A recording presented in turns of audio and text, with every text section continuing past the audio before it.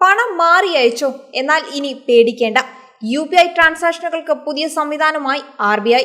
UPI വഴിയോ IMPS മുഖേനയോ 10,000 രൂപയിൽ കൂടുതൽ ട്രാൻസാക്ഷൻ നടത്താറുണ്ടോ? പതിവായി വൻതുക UPIയിലൂടെ ട്രാൻസാക്ഷൻ നടത്തുന്നവരാണെങ്കിൽ നിങ്ങളുടെ അക്കൗണ്ട് ഇടപാടുകളിൽ കർശനമായ നിയന്ത്രണം ഏർപ്പെടുത്താൻ റിസർവ് ബാങ്ക് ഓഫ് ഇന്ത്യ തയ്യാറെടുക്കുകയാണ്.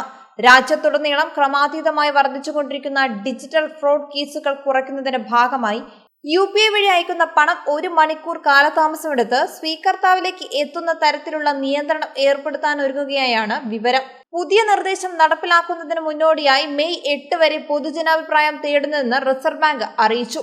ലഭിക്കുന്ന പ്രതികരണങ്ങൾ പരിശോധിച്ച ശേഷം മാത്രമേ റിസർവ് ബാങ്ക് ഇത് സംബന്ധിച്ച ഔദ്യോഗിക മാർഗനിർദ്ദേശങ്ങൾ പുറത്തിറക്കുകയുള്ളൂ.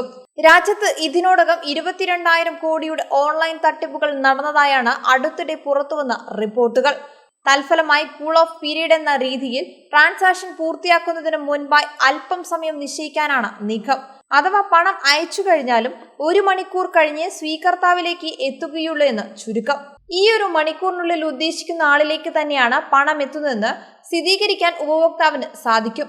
ഏതെങ്കിലും തരത്തിലുള്ള തട്ടിപ്പാണെന്ന് സംശയം തോന്നിയാൽ മാത്രം ട്രാൻസാക്ഷൻ ക്യാൻസൽ ചെയ്യാനും സാധിക്കും. സിസ്റ്റം തകരാർ എന്നതിനേക്കാളുപരി കൂടുതൽ മികച്ച ടെക്നോളജി ഉപയോഗപ്പെടുത്തിക്കൊണ്ടുള്ള തട്ടിപ്പിനാണ് അധിക പേരും ഇരയാകപ്പെടുന്നതാണ് റിസർവ് ബാങ്കിന്റെ നിരീക്ഷണം. സമയമെടുത്ത് ചിന്തിക്കാൻ സമയം അനുവദിക്കാതെ ഉപഭോക്താവിനെ സമ്മർദ്ദത്തിലാക്കിയാണ് മിക്ക തട്ടിപ്പുകളും നടക്കുന്നത്. ഇത് മറികടക്കാനാണ് 1 മണിക്കൂർ കാലതാമസം കൊണ്ടുവരണമെന്ന് റിസർവ് ബാങ്കിന്റെ ന്യായം. 10,000-ന് മുകളിലുള്ള ട്രാൻസാക്ഷനുകൾക്കായിരിക്കും കൂൾ ഓഫ് പീരീഡ് ഏർപ്പെടുത്തുക. ഈ സമയത്തിനുള്ളിൽ ഉപഭോക്താവിന് ട്രാൻസാക്ഷൻ റദ്ദ് ചെയ്യാനുള്ള അവസരവും ഉണ്ടാകും.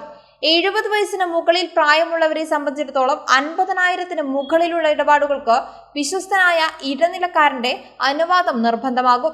ഇനി വ്യക്തിഗതമോ ബിസിനസ് ആവശ്യങ്ങൾക്കോ വേണ്ടിയുള്ള വൻ നിക്ഷേപങ്ങളിൽ സ്ഥിരീകരിച്ച് കഴിഞ്ഞതിന് ശേഷം മാത്രമേ ബാങ്ക് ക്രെഡിറ്റ് ചെയ്യുകയുള്ളൂ.